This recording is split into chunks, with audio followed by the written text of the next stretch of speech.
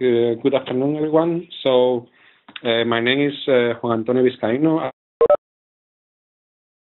and together with me is also Fredrik Levander, who works at BILS in Sweden. Just for practical reasons, I will be giving the presentation as myself, but he's also here for you to, if you want to ask him any questions at all. So I'm going to present the pilot project titled BILS ProteomeXchange Integration using EUDAT resources. So first of all, I want to list the main people that have been involved directly in this pilot project. So it's been work shared by 3 partners. EMBL-EBI, here it has been myself and Juan, but also Andy Jenkinson, who did actually, I think, most of the work from the systems group. And then from BILS, Fredrik Levander, I mentioned him already, Samuel Lampa, Janus Nagy, and Michael Borg, and from EUDAT, Jani Heikkinen. So this has been, as I said, the main people involved directly in this pilot project. So this is an overview of my talk. It will last around half an hour. And then, of course, feel free to ask any questions, or we will be here to answer anything you would like to ask.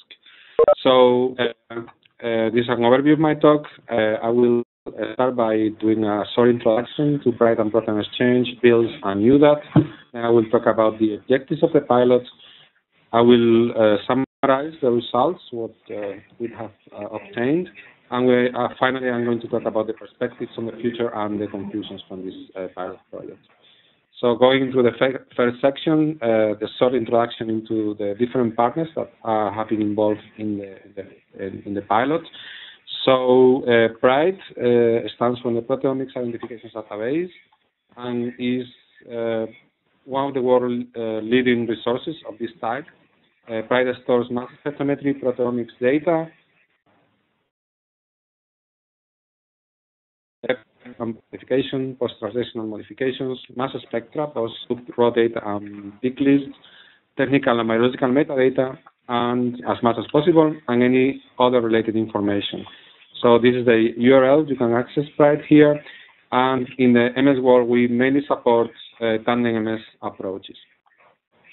PRIDE is not working in isolation. So PRIDE has been leading in the last few years the Proteomexchange Consortium. This was a project at the EU that started in 2011 and finished last year. The idea was around for a while, but there was not the funding to do it till this FP7 project. The goal was the development of a framework to enable standard data submission and dissemination pipelines between the main existing proteomics repositories in the world. And at the moment, it includes, apart from PRIDE here, Peter Atlas, our colleagues from the Institute for Systems Biology in Seattle, and Massive in the University of California, San Diego. Other repositories were initially included, but were discontinued in the meantime. So ProteomeXchange provides a common identifier space, and the main objective of the consortium is to really make life easier for researchers. So we publish, if you have interest in knowing more about this, there is a publication in Nature Biotechnology that was published last year, and this is the website of the project. So I'm not going to get into many details about the data workflow, but what I wanted to point out here is that the data gets into what we call the receiving repositories, and at this point the data remains private, and is the moment when the interaction with the journals happened during the manuscript review process. And then, again, these are the 3 components of ProteomeXchange, and then when the data becomes publicly available, once the publication is already out, all this, or a part of the information that is available in these repositories is made available centrally in a portal called Proteome Central. And at this point, everyone in the community, other repositories, but basically everyone can be informed of the new data sets that are publicly available. This information can be used also by knowledge bases like UniProt and NextProt. Also, for the purposes of this talk, of course, I'm going to refer especially to PRIDE.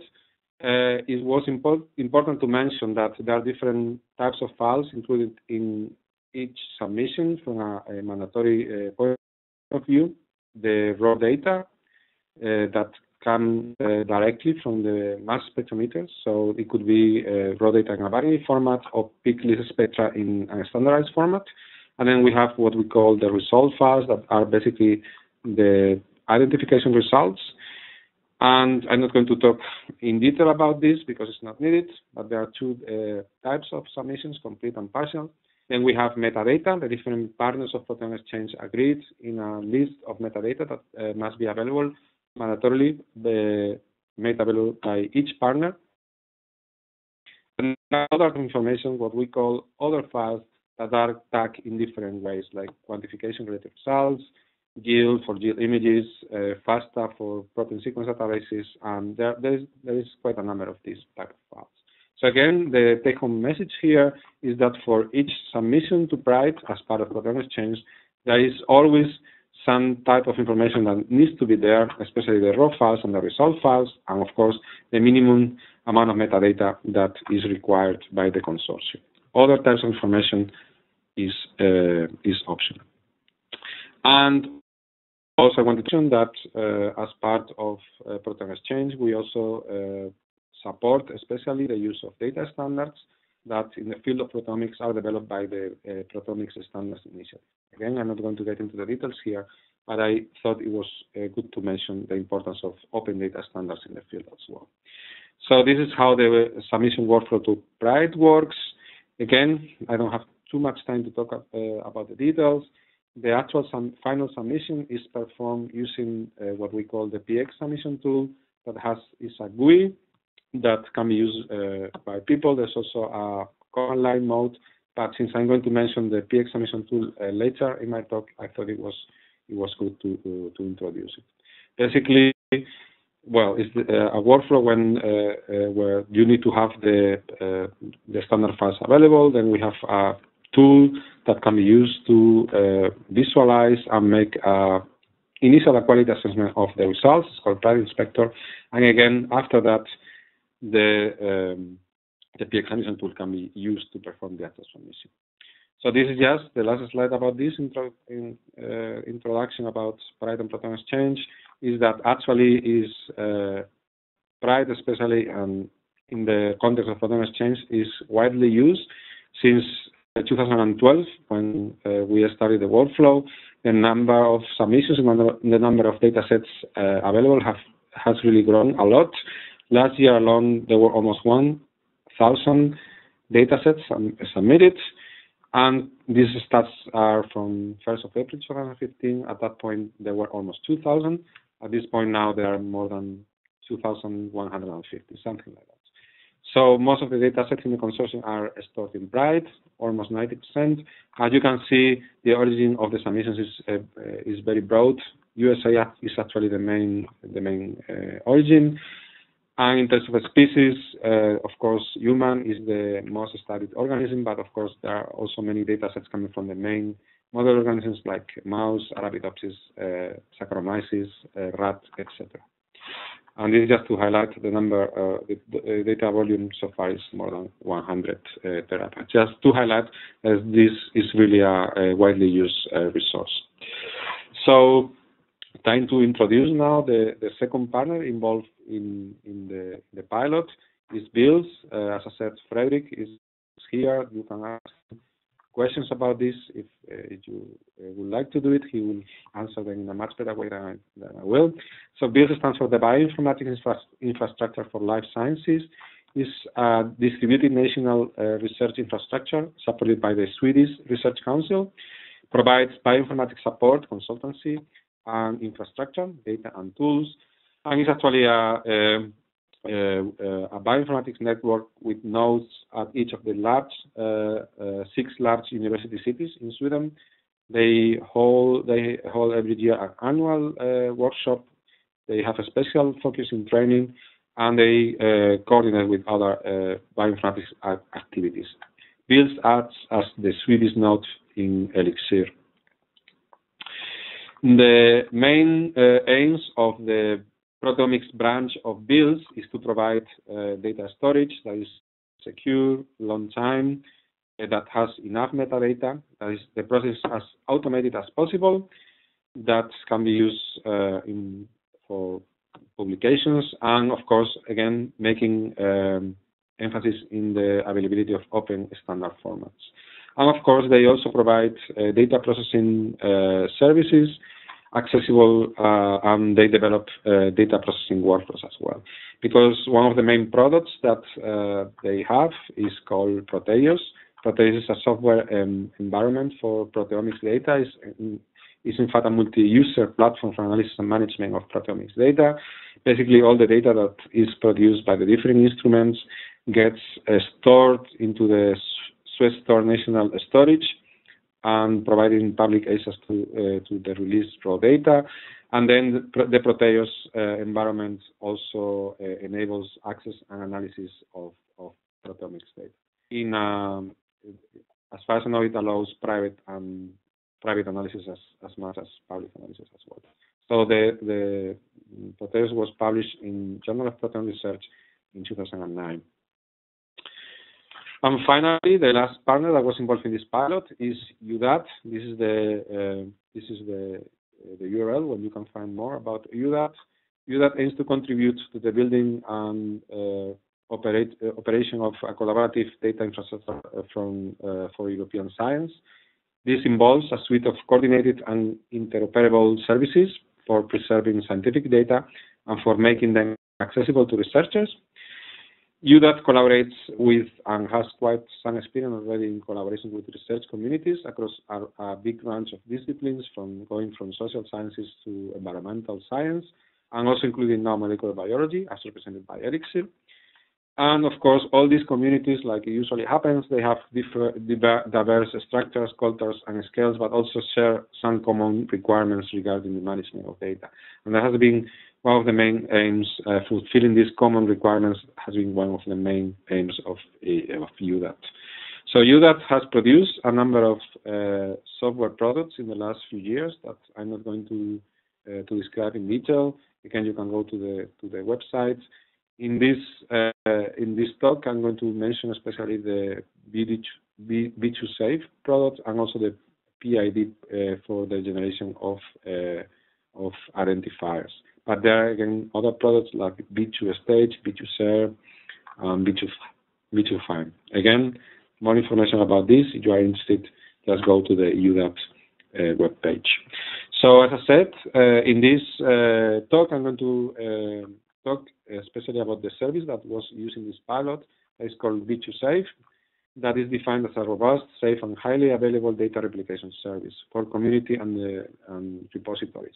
So B2Safe allows community and repositories to replicate easily the research data.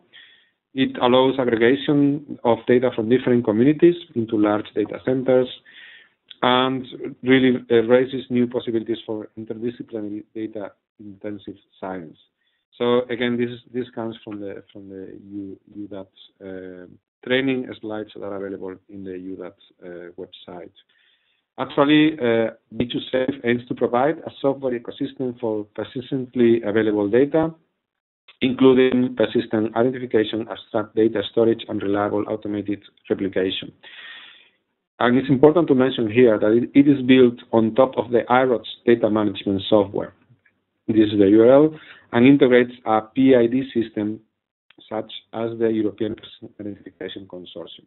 So just to explain this in higher detail, B2Safe is one of the software products of EUDAT, and is open source, is built on top of the open source project IRODS, which is used also in many institutes. Okay, so after this introduction about the partners that have been involved in this pilot project, I'm going to explain the objectives of the pilot, why we really started to do this.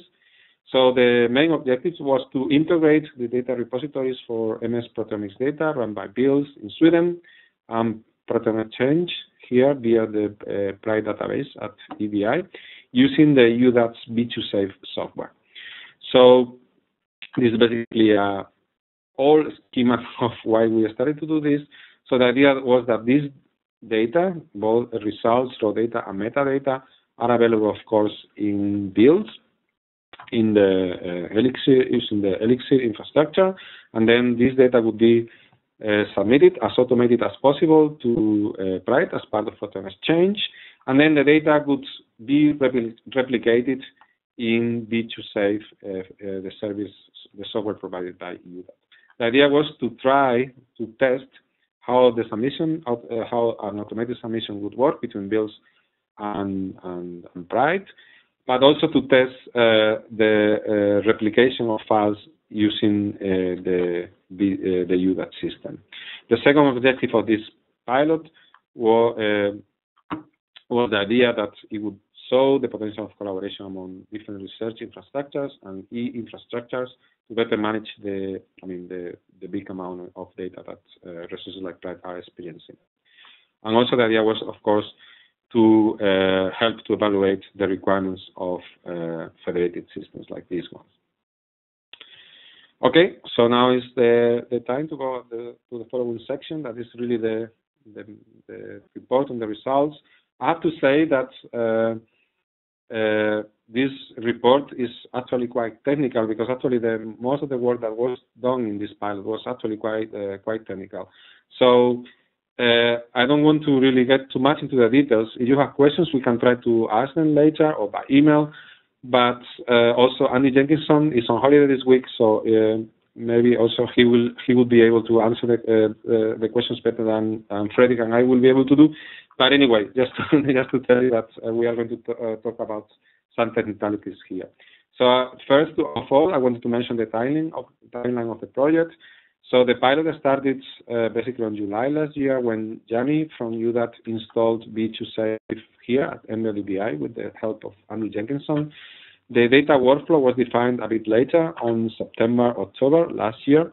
The implementation work happened in parallel from the very beginning, with regular weekly calls from January this year, because things were not going very quickly. So at the end, we decided that to have a weekly phone call to try to move things forward in a faster way. And actually, the pilot is now finishing with the report and this document made of course now. So this is the Envision data workflow that again was done on September, October last year. So the idea is that the data, the replication of the data would be triggered from BILS to EBI. That's basically the default way of that BD2Safe works. And in the middle, a PID, a unique identifier, would be assigned per file. Once the data would be available at the EBI, it would be picked up by the PRIDE submission pipeline, and the data would be made available through the usual means, in this case the PRIDE FTP repository, and all the information will be communicated into the Proteomexchange Consortium using the Proteomexchange portal that I mentioned before. In the middle also the PRIDE submission tool could be used, but this is just there's no really time to go into the details here, just to give you a rough idea about the workflow that was envisioned. So I'm going to explain now how the implementation process worked in practice. So initially, B2Safe version 3.0.0, including this version of IROTS, was initially installed at EBI, but at that point, BILS had moved already to IROTS version 4.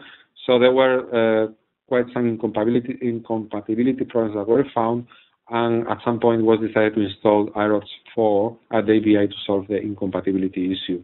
But what happened as well is that at that time, IROTS version 4 was not officially supported in B2Safe, but there is a typo here. So changes were necessary to the original install procedure to accommodate this new version. So basically, we spent quite some time in making the two IROT installations in BILS and EBI to be able to communicate well among them. Then EBI and BILS obtained handle prefixes and made them available within EPIC. That basically, again, the idea was to get a unique PID per file. and the integration with IRODS was successfully tested at that point. The next step was to configure B2Safe and achieve a test replication of a file from BILS to EBI using the B2Safe.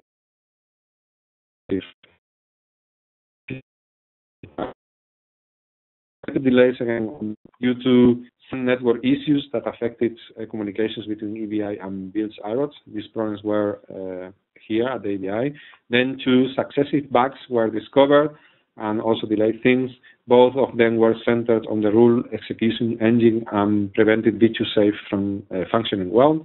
But these bugs, I have to say, they were solved very quickly by EUDAT and IRODS developers. With workarounds in place, it was possible to manually trigger a successful replication of a file from BILS to EBI, but at that point, it also became apparent that the authorization mechanism employed by IRODS in a federation would make the proposed submission workflow difficult to manage in a production environment. A way to explain this means basically that every BILS researcher able to submit data to PRIDE must have a user created for them on the EBI server first, which is not very practical at all. Especially, if we would like to expand this feature for other researchers as well. Alternative customized solutions could solve this issue by decoupling the actions of researchers from the replication itself. However, this would inevitably add complexity, and the time for finishing the implementation would also, of course, grow.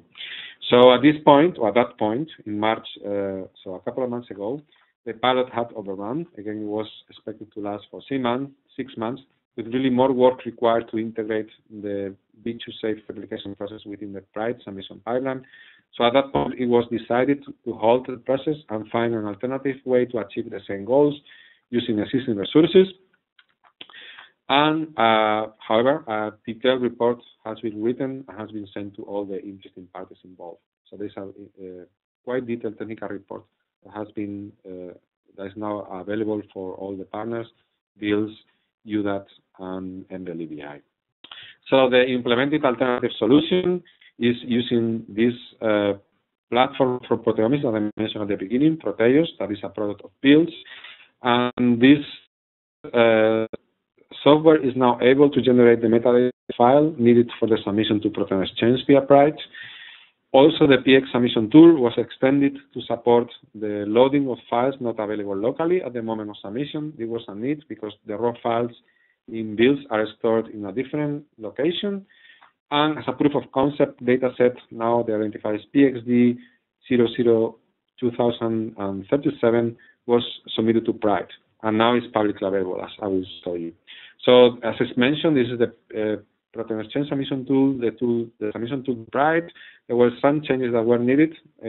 These changes were done in collaboration between PRIDE and BILS to allow the loading or to allow the uploading of files that are in remote locations using URLs. So this is how it looks. The data set that has been submitted by BILS. I wanted to mention, again, it's publicly available.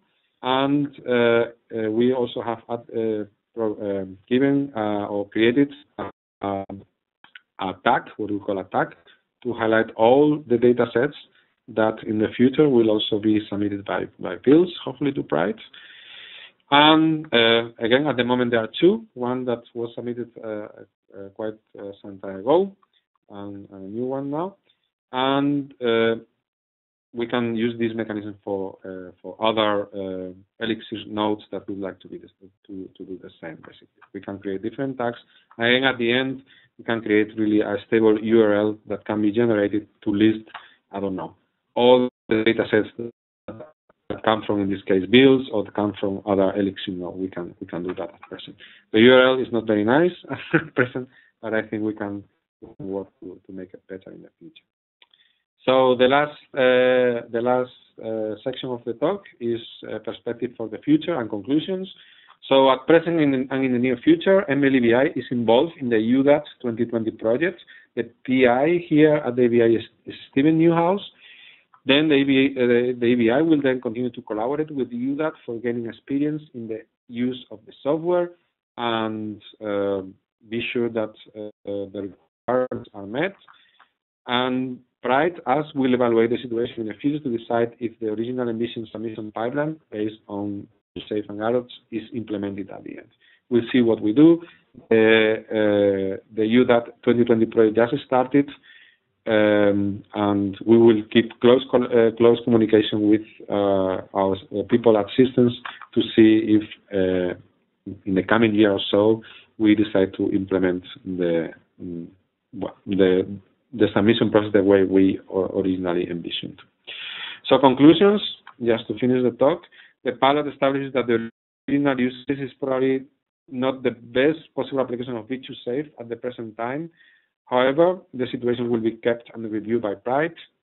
This conclusion is really, and I would really like to highlight this, is not a reflection of V2Safe per se. Indeed, both V2Safe and adults have been found to be very flexible and are likely to be interesting candidates for other use cases outside of PRIDE, elsewhere in EMBL-EBI of ELIXIR. In particular, it's really interesting system for use cases focused on data management within or between data centers, for instance, bipartite or collaborations between two parties, or environments where mature data submission, curation, and archiving solutions do not already exist. So, for instance, in PRIDE, in the case of Proteomics, we really have now a mature system that we have been working on this for many years. And in addition, we really recommend ELIXIR continues to explore EUDAT services and the relevance in ELIXIR use cases. Also, we did some concrete technical recommendations from the people from EUDAT, and this can be summarized in 3 points: to incorporate a fully functional RESTful interface for iRods into that can be used by a client to avoid installing iCommands on the client machine. The security model should be adapted to allow anonymous read-writes to a specified URL. And also, the final conclusion is that if widespread deployment of EUDAT software is expected, effort must be committed by EUDAT 2020 to make the software more easily and quickly deployable by ordinary systems administrators. It was also our experience in this pilot that it really took quite some effort to get the basic functionality running. So again, hopefully the system will be easier to install in the future. So final acknowledgements to finish the talk, especially to Henning as the leader of the Proteomics Services team, and Steven Newhouse as leader of Technical Hub here at the EBI, Rafael Jimenez as the ELIXIR Technical Coordinator. He actually was involved quite at the beginning in the design of the pilot project, Ben person from BILS, and of course all people from EUDAT management and developers that they have been really very helpful throughout the process. And I think that's all. Thank you for your attention, and both Frederick and myself are open for questions.